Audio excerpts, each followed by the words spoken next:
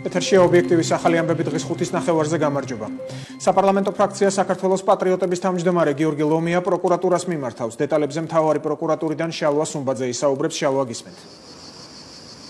დიახტათო გიორგი ლომიამ პროკურატურაში განცხადება რამდენიმე წუთის წინ ადვოკატთან ერთად შეიტანა პატრიოტთა ალიანსის ფრაქციის თავმჯდომარე ირაკლი ლატარიას ბრალდებებს სიცრუეს და ცილისწამებას უწოდებს და ამ განცხადების უკან პოლიტიკურ მოტივებს ხედავს.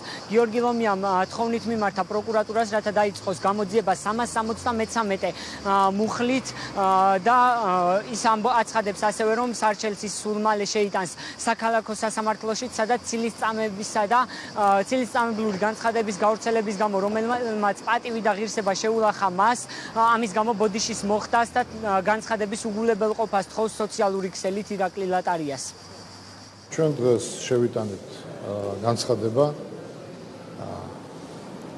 და ვთხოვთ პროკურატურას, რომ აღიძრას საქმე 373 მუხლის თანახმად ცრუ დასმენისთვის. როდესაც ადამიანი ამბობს, რომ ის გატაცებული იყო, როდესაც ადამიანი ამბობს, რომ ის იყო დაბმული და სასტიკად ნაცემი და ასე შემდეგ, მე ვთხოვ პროკურატურას გამოითხოვოს ტელეფონების ამონაწერი, ისე ტელეფონის ამონაწერი მთლიანად ტელეფონის კომპანიას მიმართოს თხოვნით, რომ ჩემ თვალწინ ის ადამიანი იჯდა და SMS-ებს წერდა იმ დროს, როცა ის ამბობს, რომ იყო გატაცებული და დაბმული. რაც რა თქმა უნდა შეუძლებელია ასეთ პირობებში, როცა იმყოფება ადამიანი. ასევე არსებობს უამრავი მოწმე, მათ რა თქმა უნდა სურდათ, რომ არ ყოფილიყო არც მოწმე, არ ყოფილიყო რეალური ფაქტი, ვინაიდან კამერები არსებობდა ოფისშიც. მე ვთქვი ღიად და ეხლა ვამბობ, რომ 2 კამერა იყო დაყენებული ჩემს ოფისში, იმიტომ რომ ეს იყო უსაფრთხოების ოთახი.